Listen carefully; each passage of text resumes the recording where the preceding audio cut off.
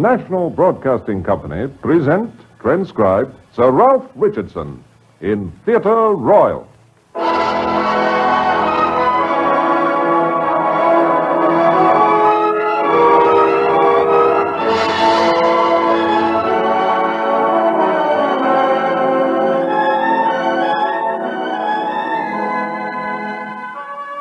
This is Ralph Richardson.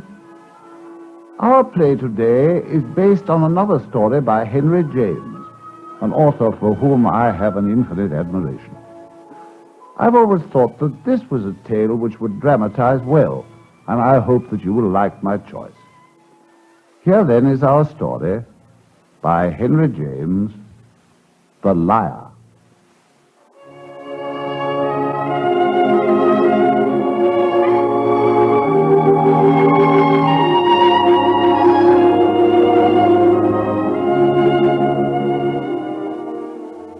I first met him at a house party at Stays, in the middle of Hertfordshire.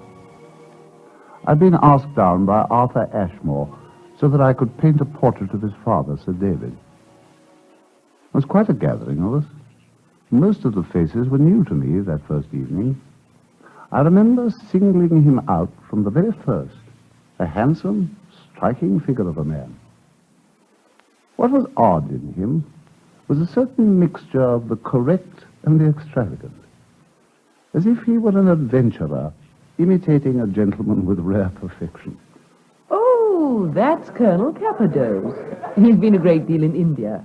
Isn't he rather celebrated? Oh, perhaps he isn't, but he says he is, and if you think it, well, that's just the same, isn't it? If you think it. I mean, if he thinks it, that's just as good, I suppose. Do you mean if he thinks he's done things he hasn't? Oh, dear, no, because I never really know the difference between what people say and... Well, he's exceedingly clever and amusing. Quite the cleverest person in the house. Unless, indeed, you're more so. For that I can't tell yet, can I? I only know about the people I know, and I think that's celebrity enough. Enough for them. Ah, I see. You are clever. Enough for me. But I've heard of you. You're a well-known artist, and I know your pictures. I admire them. But I don't think you look like them. Well, they're mostly portraits. What I usually try for is not my own resemblance. I see what you mean. But they've much more color. Don't you suppose Van Dyke's things tell a lot about him? And now you're going to do someone here? I've been invited to do Sir David. I'm rather disappointed at not seeing him this evening. Oh, he goes to bed at some unnatural hour. 8 o'clock, after porridge and milk. You know he's rather an old mummy. Well, I know he's very old. 90-odd, isn't it? I'm surprised at his never having had his portrait done before. Ah, that's because he was afraid, you know. It was his pet superstition. He was sure that if anything was done, he would die directly afterwards. Well, I hope I shan't kill him. It was rather unnatural of his son to send for me. It was not until dinner was nearly over that I first caught sight of her, Everina. The Everina I'd loved so deeply these many years ago. The Everina I still loved as I gazed at her, sitting there, so near to me, so beautiful, so very absorbed. Absorbed, unfortunately, in somebody else. She's gazing across the table at Colonel Capadose, as though she were in love with him. Once again, I turn for enlightenment to the lady on my right. The lady with the profile. Oh, that's Mrs. Capadose. Do you mean his wife? That fellow, Everina? You know her, then? I knew her once upon a time, when I was living abroad. I knew she'd married, but I didn't even know her married name. Well, I must say I like her husband better. He gives so much. Well, when I knew her, there was no comparison that could injure her. She was altogether the most delightful thing in Munich. In Munich? Well, her people lived there. They weren't rich, in pursuit of economy, in fact, and Munich was very cheap. She told me she must marry well. It was the one thing that she could do for her family. I suppose you'd say she has married well? She told you? Oh, of course. I proposed to her, too. But if she evidently thinks so herself, I mean that she has married well, or at least to her liking. She never takes her eyes off him.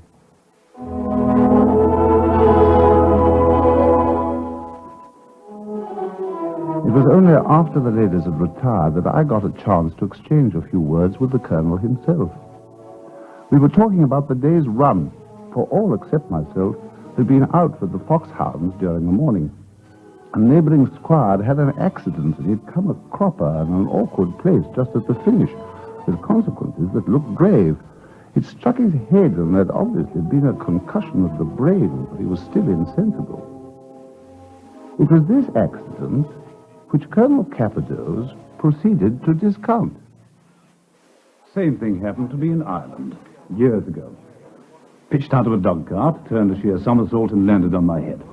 They thought I was dead, but I wasn't. Pass the port, Colonel, will you? Ah, yes, certainly. Thank you. I couldn't help noticing that nobody else at the table seemed to be paying as much attention to my new friend's stories. Well, perhaps they'd heard them before, but I was quite fascinated by some of them, which seemed to me almost incredible. Like his story of the friend in India who actually had been buried alive. Yes, sir.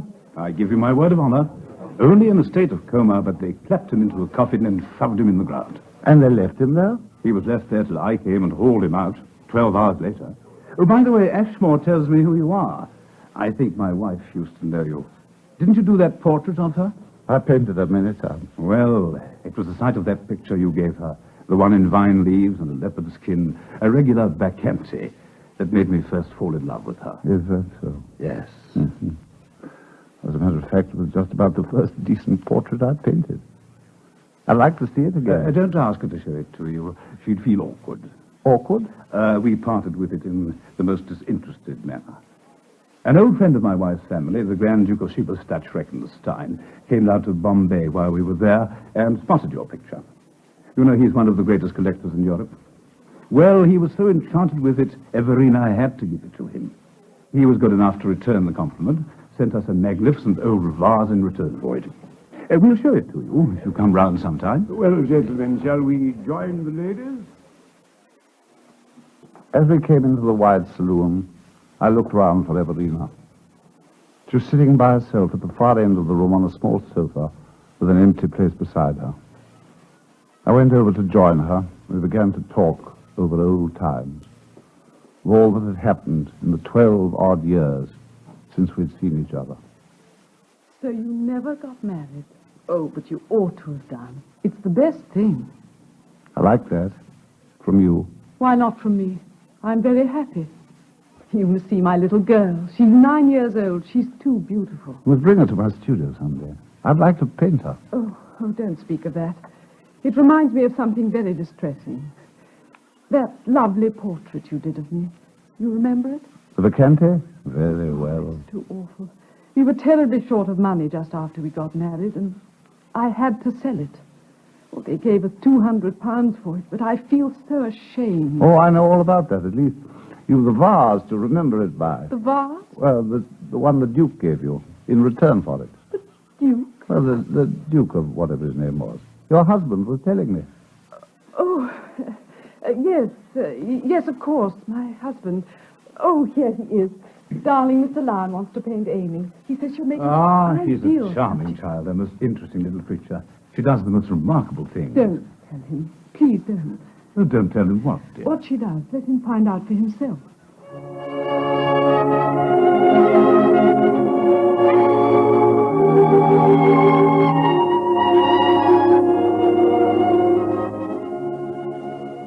In due course, the ladies retired, and along with the other men, the Colonel and I stepped into the smoking room for the last cigar. We began to discuss the fine old house in which we were staying, a most irregular, rambling, mysterious mansion in which, so the Colonel informed me, that now and then discovered a walled-up room or a secret staircase. He also went on to discuss the Ashmore family ghost. Don't ask me what I've seen. I should tax your credulity. I don't like to talk of these things, but there are 2 or 3 rooms here as bad as any I've known. As for the one at the end of your corridor, well, I shouldn't advise you to sleep there, that's all. You'll get letters of importance the next morning and take the tent retty.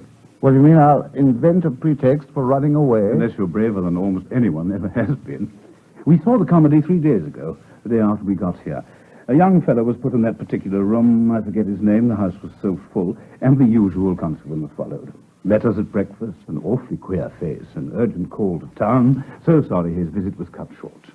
Ashmore and his wife looked at each other, and off the poor devil went. I've never particularly relished the long walk down a haunted corridor with a glimmering candle in my hand, the walk that generally takes one to bed in a mansion as old and as rambling as Stay's. But it was not that which made me pause for a last word with my host as I left the room. No, I'm afraid we can't offer you any ghosts. We do our best, but they're difficult to raise. I don't think they like the hot water pipes. Uh-huh. They remind them too much of their own climate, eh? Exactly. But haven't you a haunted room at the end of my passage? Oh, there are stories. We try to keep them up. I'd rather like to sleep there. Perhaps I better wait until I finish my work. Don't want to have to leave hurriedly like the gentleman 3 days ago. 3 days ago? What gentleman? Or the one who got urgent letters at breakfast and fled by the 10:20. Did he stand more than one night? I don't know what you're talking about. There was no such gentleman 3 days ago. If I had had any further doubts about the veracity of Colonel Capadose, they would have been dispelled by the talk I had the following day with Sir David Ashmore. He was a beautiful subject, as well as the serenest and blandest of sitters. And as I worked away at my portrait, he told me what I had been waiting to hear. Oh, yes. Capadose is quite a remarkable fellow in his way, and a taking dog.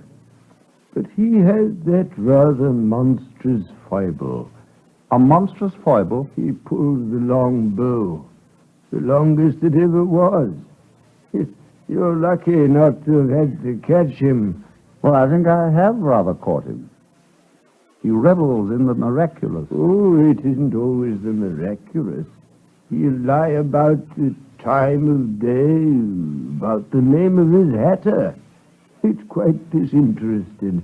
Well, it's very base. Oh, it's an extraordinary trouble to take. But this fellow isn't himself at all base. There's no harm in him and no bad intention. He doesn't steal, nor cheat, nor gamble, nor drink. He's very kind. He sticks to his wife. He's fond of his children. He simply can't give you a straight answer. Everything he told me last night was tarred with that brush. My son tells me that his friends quite allow for it and don't pin him down for the sake of his wife, whom everyone likes. Oh, his wife. His wife. I dare say she's used to it. Never in this world, Sir David. How can she be used to it? Why, my dear sir, when a woman's fond... And don't they mostly rather handle the instrument themselves? They're connoisseurs in the business. They've sympathy for a fellow performer. No, not this one. I knew her years ago, before I married. Knew her well and admired her. She was as clear as a bell. I like her very much, but I've seen her back him up. Are you very sure? Oh, my dear sir, you're in love with her. Very likely. Heaven knows I used to. She must help him out. She can't expose him. She can hold her tongue. Before you, she probably will. That's what I've got to find out. If she doesn't, heavens above, what he must have made of her.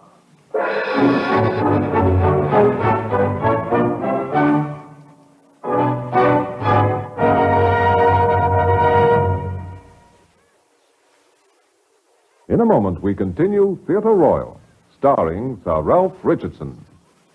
There's an adventure with an unusual mood for you tomorrow evening. It's called Jason and the Golden Fleece, and it stars MacDonald Carey in the role of a seafaring adventurer. The scene for Jason and the Golden Fleece is any place where mystery and intrigue beckon, from the haunting New Orleans waterfront at night to the high seas.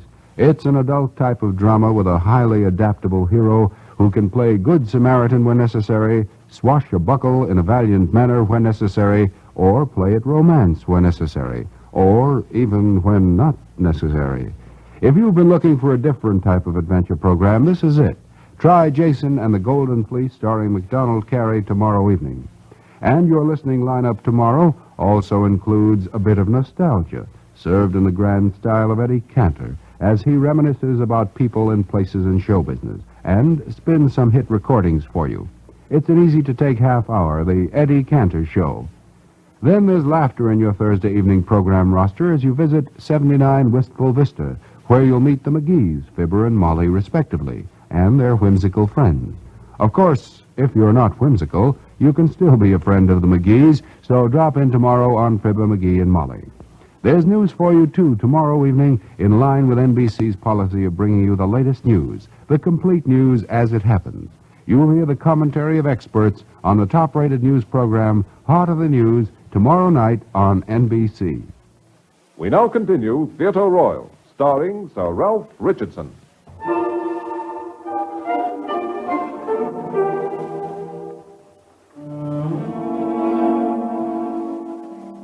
The more I thought of the Colonel and his monstrous foible, the more of a liar I discovered him to be, the more dismayed I became at the loyalty which Everina betrayed for him. How could a woman of her quality live with him day after day? Hadn't she seen, hadn't she felt the smile, the cold, faded smile of complete depreciation go round when her husband perjured himself for some particularly characteristic blackness? And yet, she would hear no word against him. I was held by my riddle and yet impatient of it. Didn't she lie, after all, when she let her husband's lies pass without turning her hair? Wasn't her life a perpetual complicity? Didn't she aid and abet him by the simple fact that she wasn't disgusted with him? Then again, perhaps she was disgusted. It was merely the desperation of her pride that had given her an inscrutable mask. Well, I loved her still. And somehow I had to find out. For if she did despise him in her heart,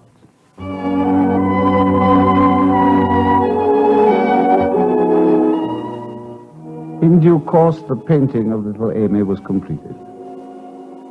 And the more I saw of Everina, who brought her every day to my studio, the more I began to realize how I might solve my riddle. For the desire grew in me to paint the Colonel also, to set him upon a canvas as he really was. But, Oliver, we simply can't accept another gift like that. The picture of Amy and then a portrait of Clement as well. It's too much. Well, if you won't accept it as a gift, why not let him sit just for my own pleasure and profit? Let it be a favor, a service that I ask of him. All the generosity will then be on your side. It'll do me a lot of good to paint him, and the picture will remain in my hands. Well, everything in him is very noble. Ah, trust me to bring everything out. Everything. Nothing would induce me to let you pry into me in that way. Oh, you. I could do you in the dark.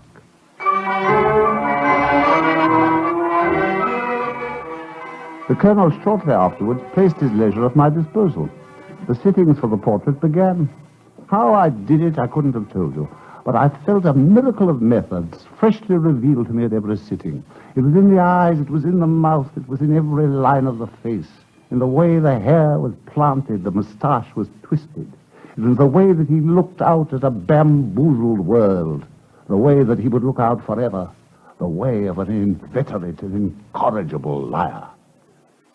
As it turned out, he liked to sit and liked to talk while sitting, which was very fortunate, as his talk was half the inspiration of the artist. I had an example of that one day when an out-of-work model forced her way in on us in search of a job. I thought you might have something for me, that's all. Well, I haven't. In any case, how did you get into the garden? The gate was open, sir. The servants' gate. The butcher's cart was there. Well, the butcher ought to have closed it. Then you don't require me, sir. Well, you know, you have had me in the past. I don't remember you. Well, I dare say the people who saw your pictures do. If you ever need me, just send a postcard to Miss Geraldine, Mortimer Terrace News, Notting Hill. Oh, very well, I'll remember. But I can't hold out any hopes. I'm so busy with the portraits. Yes, I see you are. I wish I was in the gentleman's place. Now, that'll do. Go along with you. Get along. And close the gate as you go out. The model, eh? Have you ever painted her? Never in the world. I've never seen her. She's quite wrong.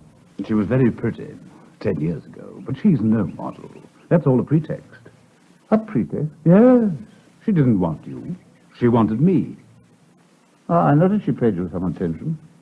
What does she want? Oh, to do me an ill turn. She hates me. She's a bad one. Had hold of a friend of mine 10 years ago, a young jackanapes who might have been plucked if I hadn't stepped in, a friend of his family's. Huh? It's a long story. I'd forgotten all about it. I was able to make a diversion and let him get off, after which I sent her about her business. She knew it was me she had to thank. She's never forgiven me. I think she's off her head. Her name isn't Geraldine at all, and I very much doubt if that's her address. Oh, what is her name, then? Her name's Pearson, Harriet Pearson. I hadn't thought of her for years, quite lost sight of her. I don't know what her idea is, but practically she's harmless. As I came in, I thought I saw her a little way up the road, probably waiting for me there now. Little flights of fancy like that to help me. The portrait almost painted itself. Only a few more sittings were needed for it to emerge a masterpiece that would astonish the world, to show forth the Colonel's inner man for what it was really worth, when the Colonel had to leave town. I gathered that he'd not be back again for some 3 months. Nearly completed as it was, the portrait would have to wait for its finishing touches. Accordingly, I too left town. After a short spell with my brother in the south of England, I planned to go on a holiday to Italy. But before I left the country, I came back to my studio for one last look at the Colonel's portrait. I hope it's all right, sir. A lady and gentleman called a minute ago, Colonel Capidos and his wife. They said they wanted to look at the portrait you've been painting of him. I told them you was away, but they said it would be all right, so I let them into the studio. They're there now. Oh, that's all right, Millie. I'll go and join them. I made my way to the studio with a certain curiosity, wondering vaguely what they were up to. I laid my hand on the curtain to the gallery when I was startled by a noise, a passionate wail, or rather a smothered shriek, accompanied by a violent burst of tears. I peeped cautiously between the curtains and went on listening.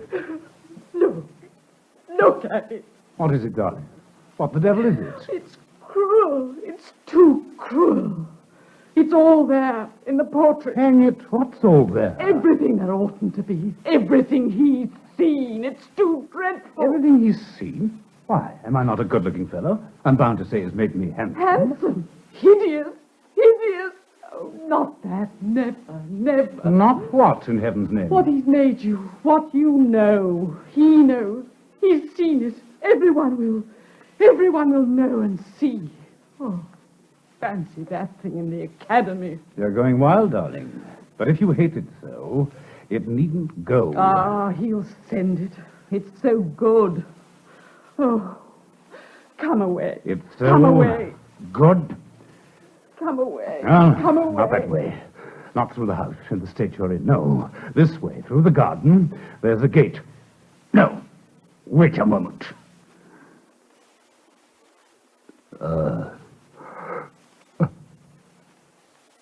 I see. I see.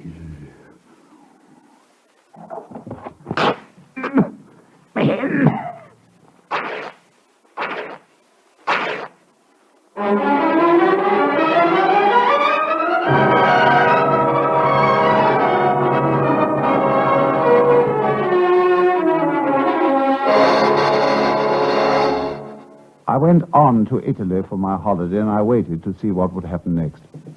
Wouldn't the Colonel write? Wouldn't he take it for granted that I should find out how he'd served me, how he'd destroyed a portrait on which I'd been working for weeks? After all, my housekeeper had admitted them, him and his wife. There could be no doubt as to who had done the damage. And what about Everina's share in the report? That would be the real test, for that would show how far she was prepared to go for her husband. Or for me. I could scarcely wait for our next meeting. when all three of us were back in town. And at last, we met. I have a confession to make to you. We were in town for a couple of days while you were away, and I made Clement take me to your studio. I wanted so dreadfully to see what you had done with him, though I knew you'd be angry. We made your servants let us in, and I took a good look at the portrait. It really is wonderful. Wonderful. Of course, I know it isn't quite finished, but Clement's so eager to begin the sittings again. Then you think I've got something? You've got everything. Yes, that's right. Just say the word and we'll begin again. You know how I like to sit. You want me animated, and it leaves me so to wag my tongue. And just now I've time. Oh, I shall have to begin again. The picture's been destroyed. No. Destroyed? But why? What did you do that for? I didn't. I found it destroyed. Slashed to bits with a knife. Oh, I say, what a jolly shame. I hope you didn't go for it. The time you called. Oh, so I could sit for you again. My dear fellow, if I'd thought of it, I might have. Are you either, Everina? I say, my dear, that woman. That woman. That woman? Don't you remember? When we came out, she was at the door, or a little way from it. I spoke to you of her. I told you about her. Geraldine, Harriet Pearson, the one who burst in on you that day, saying she was a model. We saw her hanging about. I called Everina's attention to her. What do you mean, she got at my picture? She burst in again. She'd learned the way. She was waiting for her chance. Oh, the horrid little brute. Let's go down to luncheon. But how in the world did she get in? We went out to the garden without troubling your servant. I wanted to show my wife. Oh, my dear fellow, I can't have been guilty of the folly of not fastening the door. Well, I'm sure I don't know, Colonel. It was a very determined hand that did that deed, in the spirit of a wildcat. Well, she is a wildcat, confound her. Oh, it's too bad. The fates are against you. Throwing off masterpieces like that for nothing. You did like it? Really? Oh, cher grand maître, I loved it. I see. And you also saw this woman of the Colonel's? Yes. She was going away from us. She crossed the road. I see. And did she appear to recognize the Colonel? Did she look round? Yes. She looked round, but I didn't notice much. A hansom came along and we got into it. It wasn't till then that Clement told me who she was. I remember he said that she was there for no good. I suppose we ought to have gone back. Yes. It would have saved the picture. Perhaps. For you, cher maître, I am very sorry. But you must remember, I possess the original. So, she was still in love with a man of her choice. And since she couldn't redeem him, she would adopt and protect him. So had he trained her.